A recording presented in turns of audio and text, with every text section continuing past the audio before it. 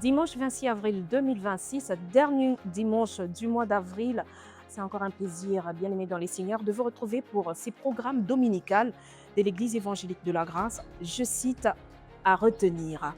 Il a été question aujourd'hui de la suite et fin du pardon. Comme vous le savez, le pardon, un thème qu'on a entamé depuis les débuts de ce mois d'avril. Et aujourd'hui, trois questions ont constitué l'ossature même du message, dont l'orateur était le pasteur Gaston Tomba. Trois questions. Que veut dire pardonner? Que faut-il faire pour arriver à pardonner malgré les blessures? Et qu'est-ce qui se passe lorsque on n'arrive pas à pardonner? On suit les réponses du pasteur Gaston Tomba et on se retrouvera.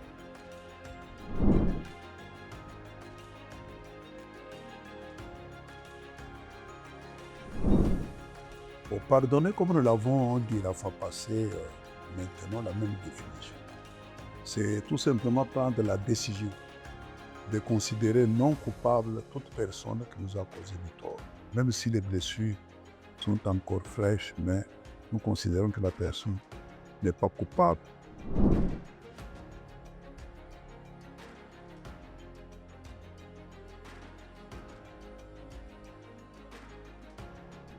Oui, nous savons que pardonner, ce n'est pas chose facile, ça dépend du degré de blessure.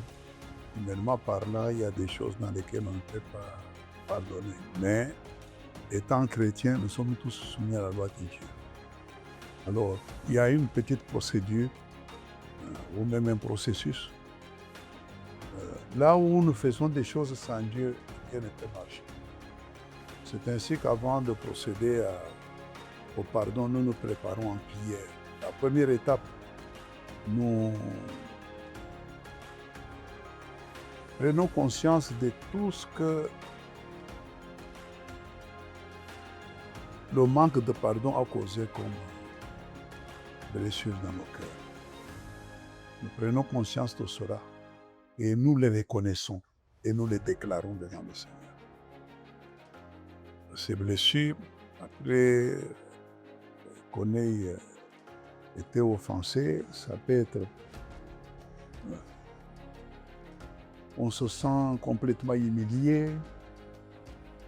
Ça, il faut l'exprimer devant le Seigneur. Ou on se sent rejeté, on se sent abandonné. Des genres de blessures comme ça, c'est quelque chose comme un fardeau que vous présentez au Seigneur pour dire, à cause de l'offense, voici l'état de mon cœur. Et on le déclare devant le Seigneur. C'est ça que la première étape. La deuxième étape, c'est de prendre même la décision de pardonner. Après avoir présenté au Seigneur tout ce qu'on a ressenti comme blessure, vous déclarez maintenant au Seigneur, malgré ça, je décide de pardonner la personne, malgré tout ce qu'il a fait, malgré ses offenses à provoquer dans mon cœur. Donc je prends la décision de pouvoir pardonner la personne. Et Dieu prend acte de ça, comme se fait en prière. Troisième chose, c'est le niveau de s'engager.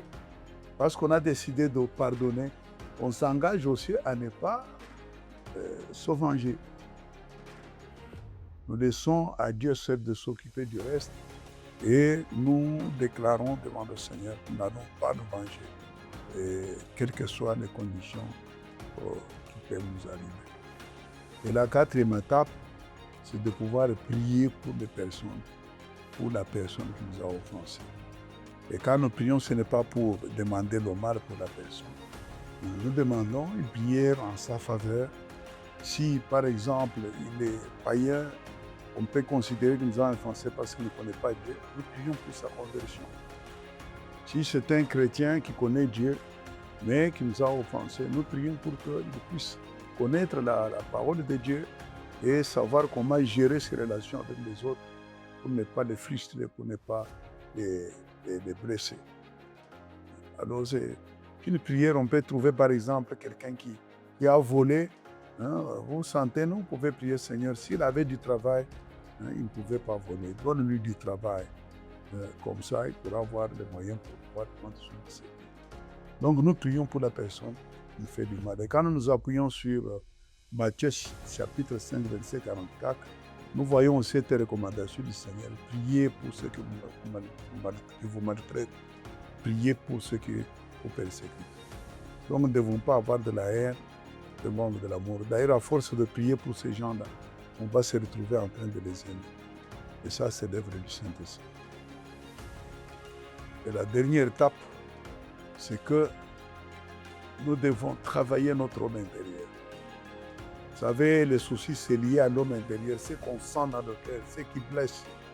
Nous devons travailler l'homme intérieur de manière à ce que, quand bien même nous sommes offensés, et qu'il y ait des blessures, mais que l'homme intérieur ne puisse pas garder ce que cela puisse, ça ne puisse pas exister au niveau de notre homme intérieur. Que ce soit comme une information que nous recevons, mais que ça n'ait pas un impact négatif sur notre homme intérieur. Sinon, ça va déranger notre marche chrétienne.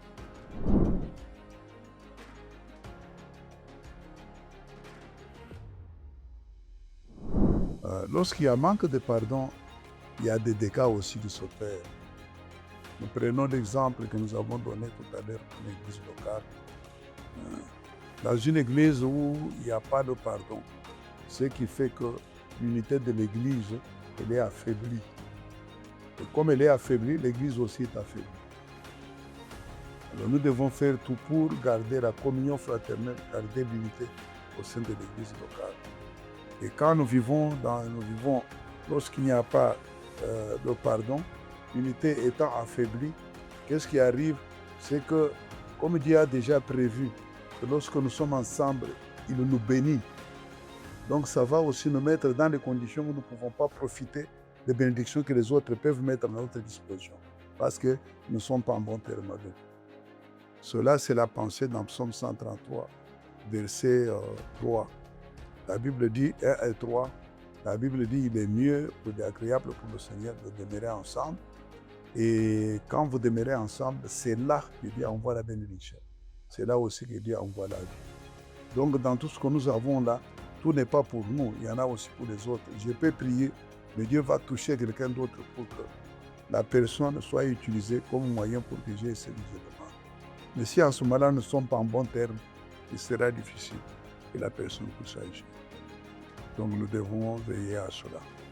Alors, deuxième conséquence négative, c'est que nos prières n'auront plus d'impact, ça n'aurait plus de résultats. Parce que là où il y a manque de pardon, c'est un péché. Et là où il y a un péché, quand nous prions, Dieu n'écoute pas. Et comme il n'écoute pas, il n'exauce pas. Nous devons faire tout pour que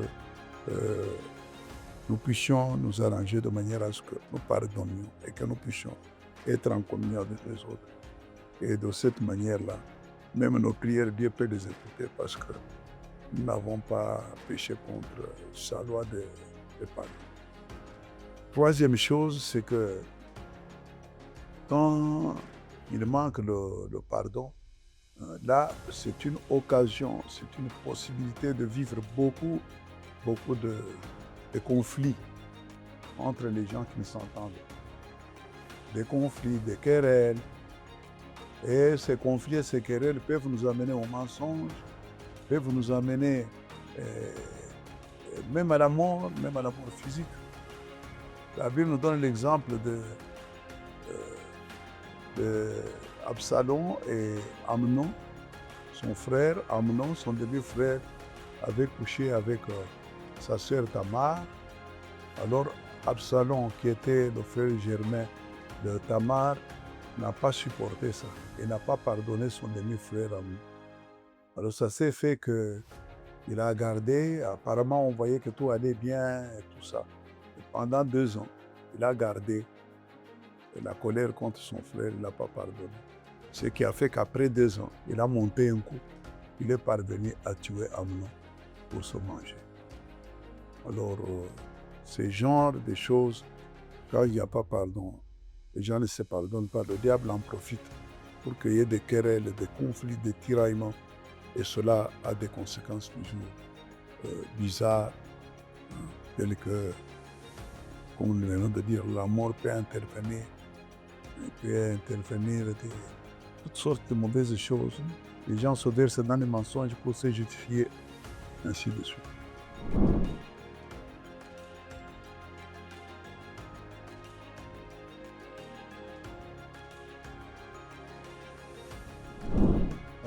voulons seulement dire avec insistance que dans la vie chrétienne, il y a des choses qui doivent vraiment nous préoccuper. C'est aimer, mais aussi pardonner.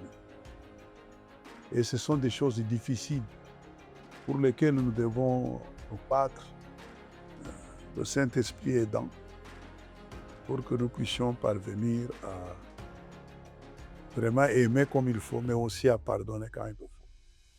Malgré les circonstances humainement difficiles, nous devons obéir à la loi de Dieu.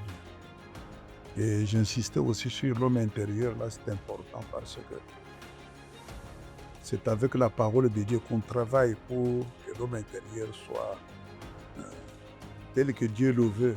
Quand l'homme intérieur est bien entretenu avec la parole de Dieu, il est en contact avec le Saint-Esprit. En ce moment-là, il peut dominer sur la chair et nous marchons selon la parole du Seigneur. Alors c'est vraiment important que nous puissions rechercher la connaissance de la parole de Dieu, la pratique de la parole de Dieu, en matière d'amour, en matière de pardon, et que nous puissions fléchir aussi pour pouvoir obéir, pour voir le Seigneur accomplir aussi sa volonté avec nous. Et voilà, c'était le pasteur Gaston Toumba, l'orateur de ce dimanche 26 avril 2026, qui résumait le message du jour. Bien-aimés dans les Seigneurs, c'est pratiquement la fin de votre rubrique à retenir. À retenir, là où il y a le pardon, il y a possibilité de croître. Et là où il n'y a pas de pardon, il y a impossibilité de croître.